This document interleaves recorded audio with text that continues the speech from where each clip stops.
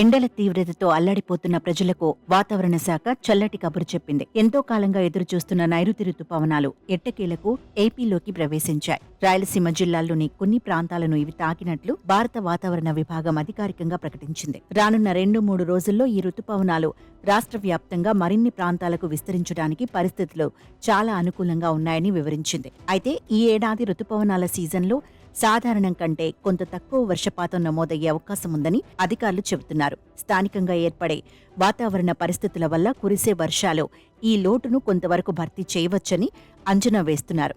ఈసారి రుతుపవనాల గమనంలో తరచూ విరామాలు ఏర్పడొచ్చు. అంటే కొన్ని రోజుల పాటు వర్షాలు కురిసి మరికొన్ని రోజులు పొడి వాతావరణం ఉంటుంది. ఈ ఏడాది జిల్లాల వారీగా వర్షపాతం ఎలా ఉండబోతోందో ఐఎండీ స్పష్టమైన వివరాలను వెల్లడించింది. ముఖ్యంగా తూర్పు గోదావరి, పశ్చిమ గోదావరి, డాక్టర్ బిఆర్ అంబేద్కర్ కోనసీమ జిల్లాల్లో సాధారణం కన్నా తక్కువ వర్షం కురవచ్చని అధికారులు అంచనా వేస్తున్నారు.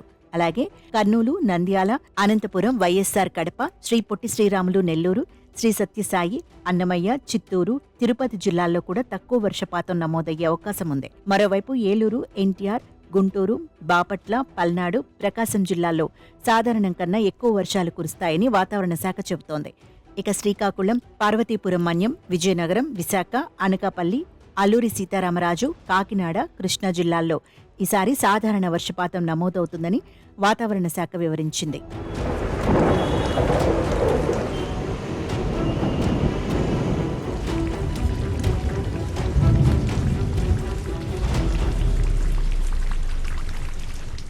రానున్న 2 రోజుల్లో రాష్ట్రంలో పలుచోట్ల పిడుగులతో కూడిన వర్షాలు పడే అవకాశం ఉంది. అదే సమయంలో కొన్ని చోట్ల ఎండ ప్రభావం కూడా గట్టిగానే ఉంటుంది. పల్నాడు, మార్కాపురం, కర్నూలు, అనంతపురం, శ్రీ సత్యసాయి జిల్లాల్లో అక్కడక్కడ పిడుగులతో కూడిన తేలికపాటి నుంచి ఓ మోస్తరు వర్షాలు కురుస్తాయి. మిగిలిన జిల్లాల్లో అక్కడక్కడ తేలికపాటి జల్లులు పడవచ్చు.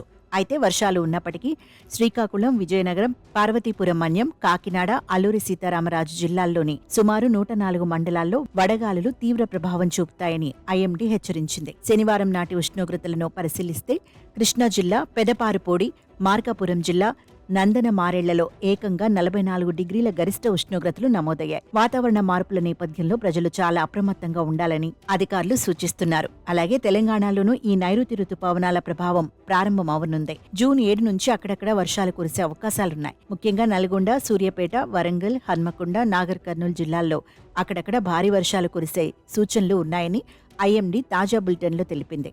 అలాగే రాష్ట్రంలోని మొత్తం 33 జిల్లాల్లోనూ పలుచోట్ల ఉరుములు, మెరుపులు, ఈదురు గాలులతో కూడిన వర్షాలు కురుస్తాయి.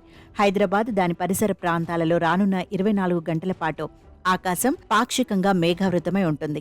సాయంత్రం లేదా రాత్రి సమయాల్లో నగరంలో తేలికపాటి నుంచి మోస్తరు వర్షాలు కురవచ్చు. కొన్ని చోట్ల ఈదురు గాలులతో కూడిన భారీ వర్షపు జల్లులు పడే వీలుంది. నగరంలో గరిష్ట ఉష్ణోగ్రత 38 డిగ్రీలు, కనిష్ట ఉష్ణోగ్రత 27 డిగ్రీలుగా నమోదయ్యే అవకాశం ఉందని వాతావరణ శాఖ వెల్లడించింది.